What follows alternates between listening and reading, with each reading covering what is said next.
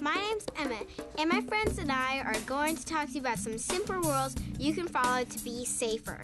Some rules don't make any sense, but these rules are different. By following these 4 rules of personal safety, you will be safer and have the help of adults you trust to keep you that way. We want to help you stay safer, but if anything does happen, we want you to get the help you need. The main thing is that you remember these 4 rules. Rules? Yuck. I know most of us don't like rules very much, but these are good ones. They'll keep us safer. That is important. Plus, if you remember these 4 rules, you'll always know the right thing to do. Rule number 1, check first with a parent or adult in charge before changing your plans, going anywhere, or accepting anything from anyone. That means unless you have permission from your parents or the adult in charge, don't go in someone's house, get in someone's car, even if they seem nice or they say they have a present for you inside, even if you know them. Rule number 2, go with a friend to be safer. Your friend can be an older friend, your brother, or your sister, or your parents. You are safer if you don't go alone.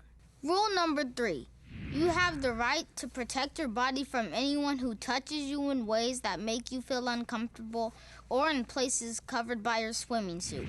Say no and get away if possible. Rule number 4, tell your parents or another adult you trust anytime you are hurt, scared, or if another person does something to make you feel confused, uncomfortable, or afraid, no matter what. These rules are so important, we want to make sure you really get them. So we're going to look at what happened to some other kids and show you how following the rules can help keep you out of trouble. Then we'll talk about what to do if something happens. Let's take a look at how smart Jonathan was when someone he thought was really nice tried to get him to break Rule 1. Check first. While you're watching, see how Jonathan followed Rule 1, even though he really wanted to go where Sam wanted to take him. All right, okay, everybody, listen, we're all very excited. I know we're all finally here at the Museum of Nature and Science. Now, there's one very important rule today. We all have to stay together, and we are going to have a name tag. We're all going to put one on. We're going to write our names down, put them right on our chest. It's very important for everyone to stay together, okay? Jonathan, there you go. Whoa, here you go. Oh, thanks. Here you go, I got that. Whoa, thank you. Anytime, man.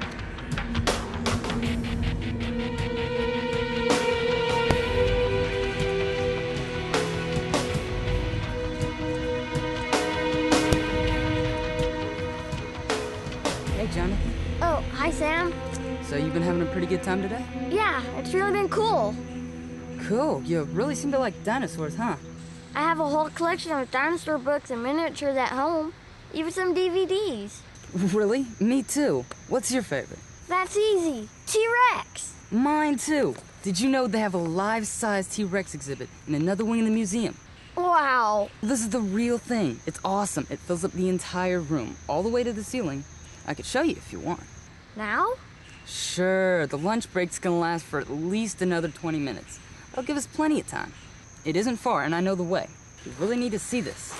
Well, don't you want to ask one of the older boys to go too? Robbie or David? Nah, they wouldn't appreciate it. Besides, I think it'd be cool for you and me to hang. Wow. My big brother does everything he can to get away from me. He says dinosaurs are for dorks. Yeah, Robbie and David call me a dork for liking dinosaurs, too. Can't believe your big brother does that. I think it'd be cool to have a little brother like you. So, maybe I could be your big brother, just for today. Come on, let's check it out. Well, don't we need to at least let Mr. Anderson know where we're going? I think I'll just go check first to make sure it's okay. No, we don't need to ask him. It's okay. I'm a leader, too. Mr. Anderson told me that I can make some exceptions if I wanted to. You know, just for the kids that I thought were responsible enough to go off on their own and see some of the special stuff. This way, it's a secret that just you and I have. It'll be fun. Are you sure I won't get in trouble? I promise. Who's gonna know but you and me? Boys, can you stay over in this area, please? Excuse me, Mr. Anderson? Is it all right if Sam and I go take a look at the T-Rex exhibit? Actually, Jonathan, that's inside and on the other side of the museum, so I'm afraid you really can't.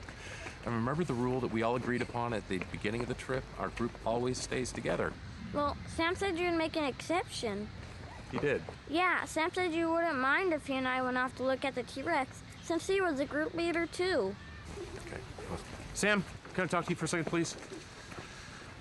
Were you planning on going to some other part of the museum with Jonathan? Well, I know he likes dinosaurs a lot, and I just thought he'd enjoy it. Sam, you know the rules. Our group stays together always. No exceptions, right? Yes, sir. So why did you think it would be okay for you to go off by yourself? I don't know. We don't have to. It's not that big of a deal anyway. Look, I think it might be a good idea if you spent the rest of the afternoon with Robbie and David. Okay, so we're going to talk about this more later. Yes, sir. Mr. Anderson, I didn't want to get Sam in trouble. He's really been nice to me today. Oh, Jonathan, no, you did you did the right thing. I'm so glad you did. You did exactly what you were supposed to do. You knew that we weren't supposed to go off by ourselves, and you checked with me first. Good thinking, buddy.